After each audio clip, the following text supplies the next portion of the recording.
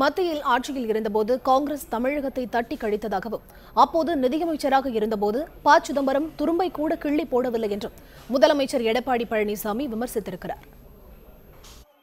கரூர் மக்களவை தொகுதி அதிமுக வேட்பாளர் தம்பிதுரையை ஆதரித்து திண்டுக்கல் மாவட்டம் வேடசந்தூரில் முதலமைச்சர் எடப்பாடி பழனிசாமி பரப்புரையில் ஈடுபட்டார். தாம் முதலமைச்சராக பதவியேற்ற பிறகு 3000 ஏரிகள் தூர்வாரப்பட்டிருப்பதாகவும் தமிழ்நாடு முழுவதும் பல்வேறு இடங்களில் தடுப்பணைகள் கட்ட 1000 கோடி ரூபாய் ஒதுக்கீடு செய்யப்பட்டிருப்பதாகவும் அவர் தெரிவித்தார். அத்திக்கடவு அவிநாசி திட்டத்தை தாம் செயல்படுத்தியிருப்பதாக குறிப்பிட்ட முதலமைச்சர் தாம் ஒரு விவசாயி என்பதால் நீரை சேமிக்கும் திட்டங்களை செயல்படுத்துவதுதான் தமது முதல் கடமை என்றும் கூறினார்.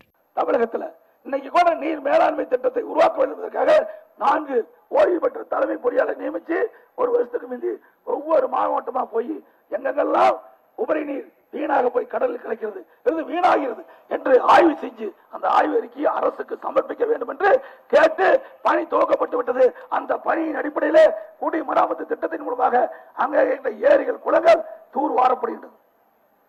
இதுக்கெல்லாம் நிதி ஒதுக்கி இருக்கிறோம். 428 கோடி ஒதுக்கி 3000 ஏரி தூர்வாரலாம். முதலமைச்சரான பிறகு 3000 ஏரி தூர்வாரப்பட்டு நீர்நிலைகள் மேம்படுத்தப்பட்டது. தமிழகத்தில் இருக்கின்ற அந்த வேடசந்தூர் பகுதியில் இருக்கிற அனைத்து ஏரி குளங்களும் தூர்வாரப்படும்.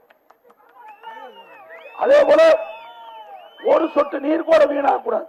அதற்காக தடுப்பணை 1000 கோடி ஒதுக்கியாச்சு அம்மாவுடைய அரசு. பெய்கின்ற மழை நீர் முழுவதும் சேமித்து வைக்கப்பட்டு நிலத்தடி நீர் இருந்து விவசாயத்திற்கு தேவை நீர் கிடைக்கும். அதையும் நாங்க தான் செய்யறோம். யார் செஞ்சாங்க இது வரைக்கும்? நான் ஒரு விவசாயி. விவசாயத்துக்கு தேவை நீர். அந்த நீரை கொடுப்பதுதான் எங்கள் ஒரு முதன்மையான கடமை. திமுக தேர்தல் அறிக்கை பொய் அறிக்கை என்றும் வெற்று அறிக்கை என்றும் முதலமைச்சர் குற்றம் சாட்டினார். மத்தியில் ஆட்சி அதிகாரத்தில் அங்கம் வகித்த போது தமிழ்நாட்டிற்கு திமுக எதுவும் செய்யவில்லை என்றார். ப. சிதம்பரம் மத்திய நிதியமைச்சராக இருந்தபோது தமிழ்நாட்டிற்கு நிதி கொடுத்தாரா என கேள்வி எழுப்பிய முதலமைச்சர் மத்தியில் ஆட்சியில் இருந்தபோது காங்கிரஸ் தமிழ்நாட்டை தட்டி கழித்ததாக குற்றம் சாட்டினார். ப. சிதம்பரம் இந்திய நாட்டுடைய நிதியமைச்சர், தமிழ்நாட்டை சேர்ந்தவர், இந்த மண்ணில் தமிழ் மண்ணிலே பிறந்தவர். ப. சிதம்பரம் எங்கேயாவது நிதி கொடுத்தாரா? சொல்லுவாங்க, நிதி கொடுத்தாரா? அப்படி எப்படி இவரை ஜெயிச்சு வச்சு என்ன பிரயோஜனம்? ஒரு நிதி அமைச்சரே நிதி கொடுக்காத போது அவ்வளவு பெரிய பொறுப்பில் இருந்து தமிழ்நாட்டை தட்டி கழித்த காங்கிரஸ் கட்சி இங்கே நிற்கின்றது. சிந்தித்து பார்க்க வேண்டும். அவர் நினைத்திருந்தால் தமிழகம் வளர்ச்சியடைந்திருக்கும். தமிழக மக்களுக்கு தேவையான நம்முடைய நீர் மேலாண்மை திட்டத்துக்கு தேவையான நிதி ஒதுக்கி அங்கங்கே டேம் கட்டியிருக்கலாம், தடுப்பணை கட்டிருக்கலாம், கால்வாய் வெட்டிருக்கலாம், விவசாயிகளுக்கு தேவையான நீரை கொடுத்திருக்கலாம். விவசாயி மகிழ்ச்சியோடு இருந்திருப்பாங்க. எதையுமே சொல்ல செய்யல, துரும்ப கூட கிள்ளி போடல சிதம்பரம். இதனைத் தொடர்ந்து திண்டுக்கல் மக்களவை தொகுதி பாமக வேட்பாளர் ஜோதிமுத்துவை ஆதரித்து திண்டுக்கல் மணிக்கூண்டு பகுதியில் நடைபெற்ற பிரச்சார பொதுக்கூட்டத்தில் பங்கேற்று முதலமைச்சர் உரையாற்றினார். திமுக ஆட்சி காலத்தில் மின்வெட்டும் மின் உற்பத்தி பற்றாக்குறையும் நிலவியதாக முதலமைச்சர் தெரிவித்தார். ஆனால் 2011ஆம் ஆண்டில் ஜெயலலிதா தலைமையிலான அதிமுக அரசு பொறுப்பேற்று மின் உற்பத்தி திட்டங்களை ஊக்குவித்து தமிழ்நாட்டை மின்மிகை மாநிலமாக மாற்றி காட்டியதாக முதலமைச்சர் குறிப்பிட்டார். 2006 2011 வரைக்கும் நமக்கு தேவையான மின்சாரம் 9500 மெகாவாட். அதை கூட முழுமையாக அவர் கொடுக்க முடியவில்லை. இன்றைக்கு தமிழக மக்களுக்கு தேவையை பூர்த்தி செய்கின்ற மின்சார தேவை 16000 மெகாவாட். 16000 மெகாவாட்டை உற்பத்தி செஞ்சு நம்முடைய தொழிற்சாலை கொடுக்கிறோம், நம்முடைய வேளாண் பெருமக்களுக்கு கொடுக்கிறோம், வீடுகளுக்கு பயன்படுத்தி கொடுக்கிறோம். இந்தியாவிலேயே எல்லா வீடுகளுக்கும் 100 மின்சாரம் கட்டணம் இல்லாத கொடுப்பதும் என்னுடைய அரசு.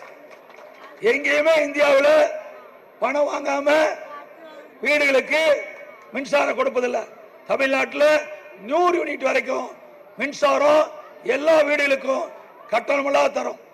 தமிழ்நாட்டில் சட்டம் ஒழுங்கு சிறப்பாக இல்லை என திமுக தலைவர் மு.க. ஸ்டாலின் தவறான குற்றச்சாட்டை முன்வைப்பதாக முதலமைச்சர் எடப்பாடி பழனிசாமி தெரிவித்தார்.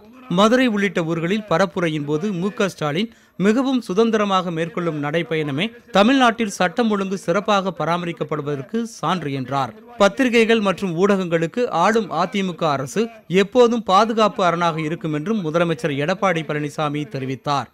பத்திரிகை என்பது ஒரு முதுகெலும்பை போன்றது. ஒரு மனிதனுக்கு முதுகெலும்பு எப்படி இருப்பதோ அதே போல ஒரு நாட்டுடைய செய்திகளை மக்களுக்கு எடுத்துச் செல்வது, மக்களுக்கும் அரசுக்கும் பாலமாக இருப்பது பத்திரிகை ஊடகங்கள். அவருடைய பாதுகாப்பு மிக முக்கியம். அவருக்கு முழு பாதுகாப்பு கொடுக்கப்படும். அவருக்கு முழு மரியாதை கொடுக்கப்படும். எங்களுடைய அரசை பொறுத்த வரைக்கும் பத்திரிகை மதிப்பு நடக்கக்கூடிய இயக்கம் அனைத்து இந்திய அண்ணா திராவிட முன்னேற்ற இயக்கம். நாட்டில் நிலையான ஆட்சி வேண்டும் என்பதாலும் வலிமைமிக்க பிரதமர் தேவை என்ற அடிப்படையிலும் நரேந்திர மோடியை அதிமுக கூட்டணி ஆதரிப்பதாக முதலமைச்சர் எடப்பாடி பழனிசாமி தெரிவித்திருக்கிறார். ஒட்டன்சத்திரம் பேருந்து நிலையம் அருகே திண்டுக்கல் தொகுதி பாமக வேட்பாளர் ஜோதிமுத்துவை ஆதரித்து பரப்புரையில் ஈடுபட்ட முதலமைச்சர் இவ்வாறு கூறியிருக்கிறார்.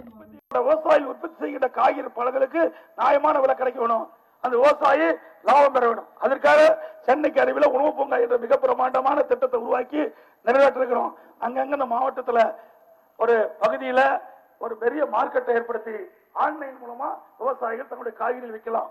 அங்கேயே பணம் பட்டுவாடா, அங்கேயே குளிர்பாதன கிடங்கு அமைக்கிறோம், குளிர்பாதன சேமிப்பு கிடங்கு அமைக்கிறோம். அங்க விவசாயிகள் விலை கட்டுப்படிக்கலாம், அதில் அடிக்கலாம், அவங்களுக்கு கட்டணம் கிடையாது.